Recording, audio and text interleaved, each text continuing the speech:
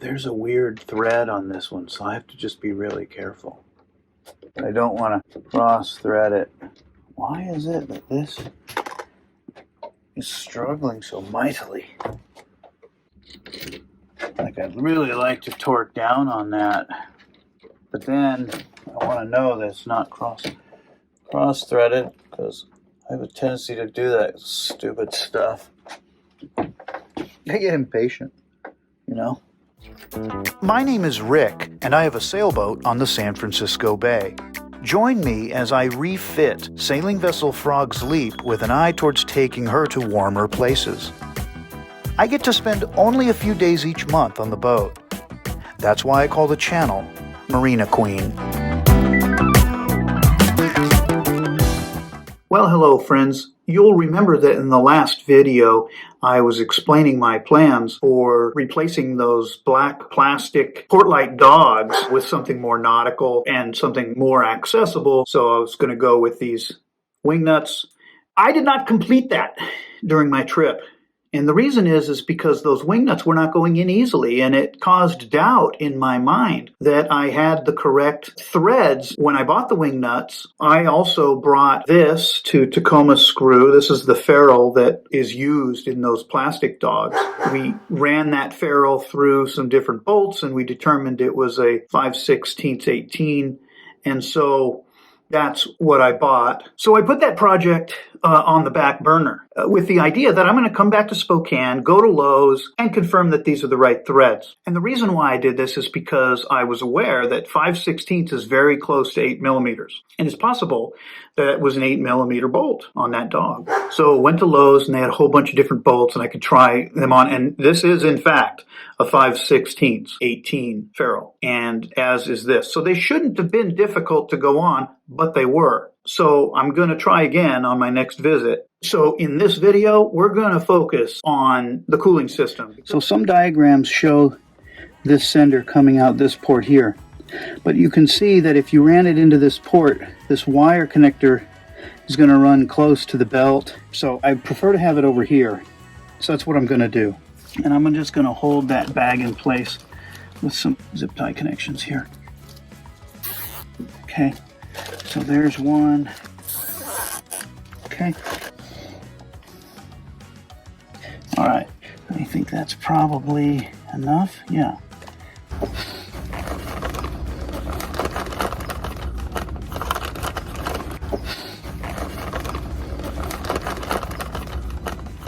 Now I'm just going to work this one in there. Well, this is nice to see. In one of my last videos, I said it looked black, but you can see, at least when it was working, when they had the right one in there, the green one. So that's very nice to see. So let's go ahead and take off our stuff.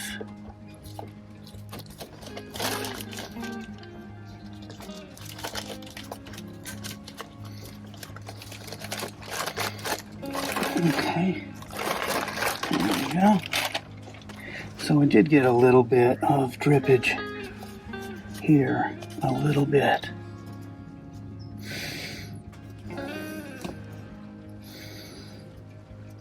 Well, and that's what she looks like at eye level.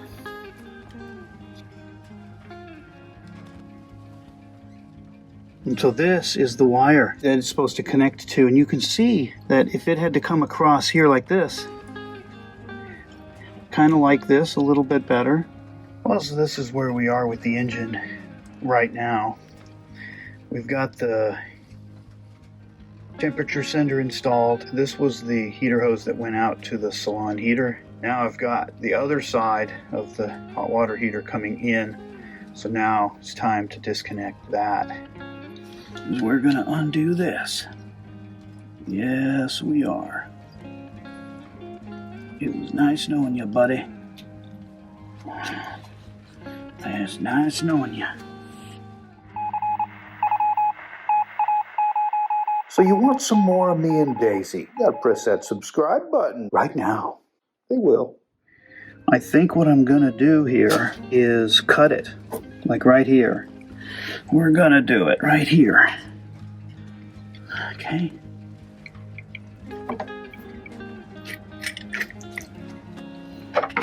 So it was more coming out than I thought would come out. Now I'm just going to tighten this up over here because I just can only deal with one drip at a time. I think that's the real reason, right? So I got to make sure that I get rid of this drip here. But, you know, already I can tell that I like where we're going with this. So where I'm at right now is I've pulled the water hoses and the electrical cables through into the salon forward down here. So what I'm going to do is just turn it around like this, but it hits the thermostat housing. So what I'm going to do is loosen the thermostat housing just to where I can move it and it can circle this thing free, and then I'll be able to take it out. There we go. So we got that loose, and let's try this one. I popped it there, so that's good. I've lost quite a bit of fluid. I'm going to have to refill it. I can't start the engine right now. The question becomes, is there any fluid in this housing? And I'm not sure. We're going to find out. Okay. So there it is. It's nice to see that they put some anti-seize on here. And that is the forward bolt. So that goes here. Yeah, well anti-seized. What that tells me is they've been in here before and they expected to come back. Well, I feel really strongly about ditching all these water lines. So that's all I can say to that. Really? Come on, force it through. Oh, yes. Yes. It's a chafing point. There we go. Okay. I think we call that gasket good. This is probably just fine. Let's just bolt that back together. And we'll get a chance to run it today. That's fantastic, because now we're going to put in the plug.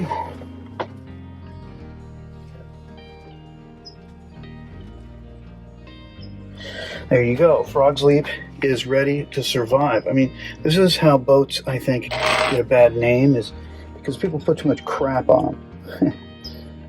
You know, that's what I think. Ridiculous. And these boats that end up really old and people still use them, it's because they're usable. Why are they usable? Because people didn't put a bunch of crap on them. It reminds me of that short story by Vonnegut where it's called, what am I doing? Give me some leverage. You just have to take small bites. Yeah, they made him carry more weight, made him look ugly, things like that. There we go, good and tight. Just like that.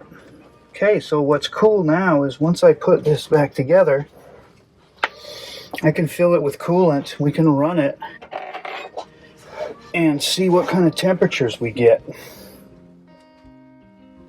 Wow, that is so accessible and beautiful. I really love it.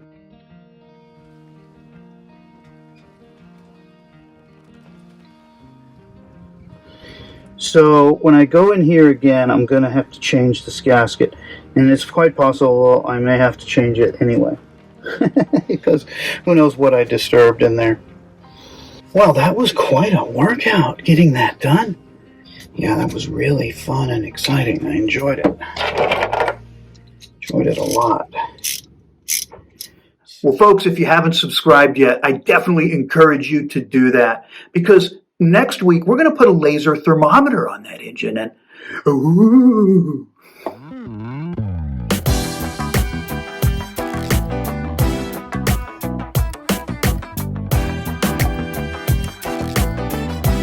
New episode every Sunday.